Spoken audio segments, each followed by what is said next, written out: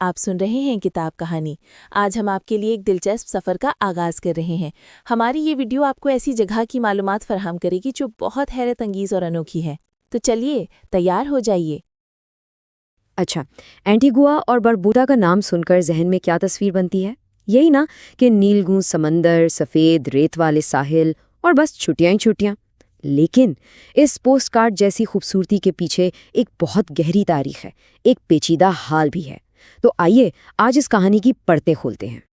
تو سوال یہ ہے کہ ان 365 ساحلوں کے پیچھے اصل کہانی کیا ہے؟ دیکھیے، یہ ملک صرف ایک ٹورسٹ ڈیسٹینیشن نہیں ہے، یہ لوگوں کی کہانی ہے، ان کی جد و جہد کی داستان ہے، ایک ایسی ثقافت کی بات ہے جو اکثر نظروں سے چھپی رہتی ہے۔ آج ہم اسی حقیقت کو جاننے کی کوشش کریں گے۔ ٹھیک ہے، تو سب سے پہلے بات کرتے ہیں اس سرزمین کی اور ان لوگوں کی جو اسے اپنا گھر کہتے ہیں۔ تو یہ ملک ہے 2 بڑے جزیروں اینٹیگوا اور باربیوڈا اور کچھ چھوٹے جزیروں کا مجموعہ۔ کل رقبہ صرف 440 مربع کلومیٹر، مطلب کافی چھوٹا ہے، اور جغرافیائی طور پر بھی یہ زیادہ تر میدانی علاقہ ہے۔ یہاں کی سب سے اونچی چوٹی بوگی پیک، وہ بھی صرف 402 میٹر بلند ہے۔ یہاں کی آبادی تقریباً 1 لاکھ ہے، اور اس میں سے 87% سے بھی زیادہ لوگ افریقی نسل سے ہیں۔ اور یہ کوئی اتفاق نہیں ہے، یہ اعداد و شمار سیدھا اس خطے کی نو آبادیاتی تاریخ اور غلامی کے دور کی تلخ حقیقت کو ظاہر کرتے ہیں۔ اور یہ دیکھیے 30%، یہ ایک بہت ہی دلچسپ بات ہے۔ ملک کی 30% آبادی ملک سے باہر پیدا ہوئی ہے۔ یہ شرح پورے امریکی براعظموں میں سب سے زیادہ ہے۔ تو اس کا مطلب کیا ہوا؟ مطلب یہ کہ ملک کی آبادی میں جو اضافہ ہو رہا ہے اس کی سب سے بڑی وجہ گیانا، جمیکا اور ڈومینیکا جیسے پڑوسی ممالک سے آنے والے تارکین وطن ہیں۔ تو آج کے اینٹیگوا اور باربوڈا کو اگر سمجھنا ہے نا تو اس کی تاریخ کو جاننا بہت ضروری ہے۔ اور یہ کوئی عام تاریخ نہیں، یہ مزاحمت اور آزادی کے لیے کی گئی ایک لمبی جدوجہد کی کہانی ہے۔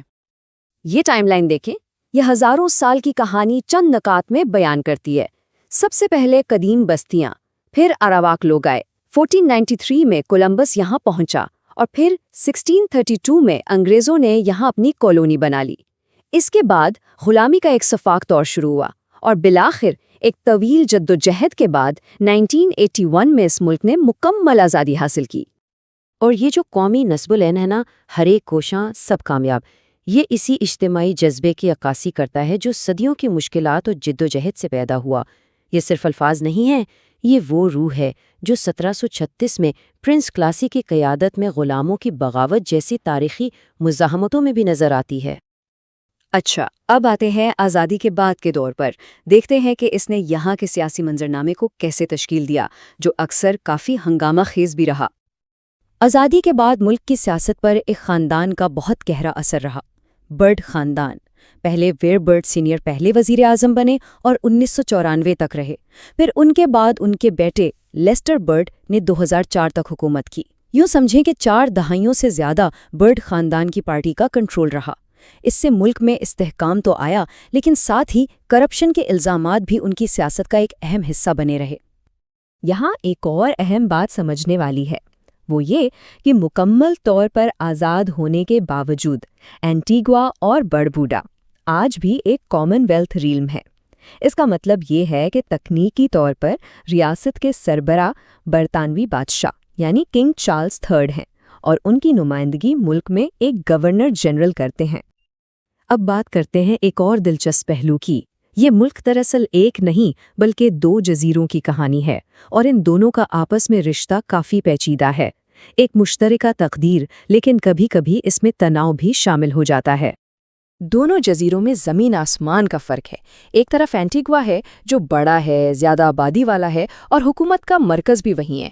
دوسری طرف ہے باربوڈا، بہت کم آبادی والا، جس کا اپنا الگ مقامی کونسل سسٹم ہے، اور سب سے خاص بات، وہاں زمین کی ملکیت کا ایک بالکل منفرد اجتماعی نظام صدیوں سے چلا آ رہا ہے۔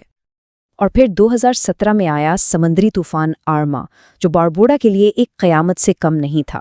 جزیرے کے 95% عمارتیں تباہ ہو گئیں اور تقریباً 1800 لوگوں کی پوری آبادی کو وہاں سے نکال کر اینٹیگوا منتقل کرنا پڑا۔ لیکن کہانی یہاں ختم نہیں ہوئی۔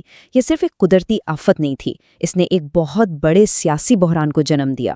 خاص طور پر جب مرکزی حکومت نے اس موقع پر صدیوں پرانے اجتماعی زمینی قانون کو ختم کرنے کی کوشش کی، جسے ناقدین نے ڈیزاسٹر کیپٹلزم کا نام دیا، یعنی آفت کو اپنے فائدے کے لیے استعمال کرنا۔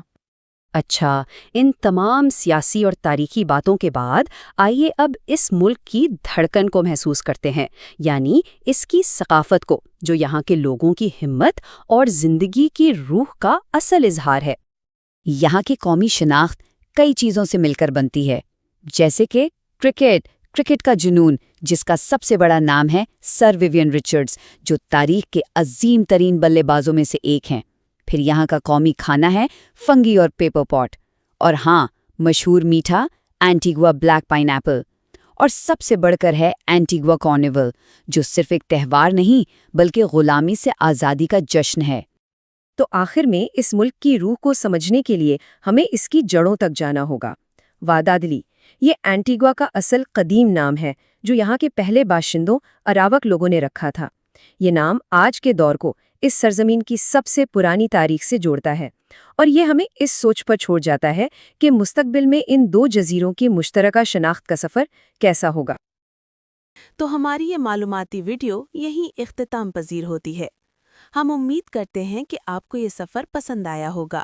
جو باتیں ہم نے آپ کو بتائی ہیں، اگر وہ آپ کے لیے نئی تھیں تو کمنٹس میں ضرور بتائیے گا۔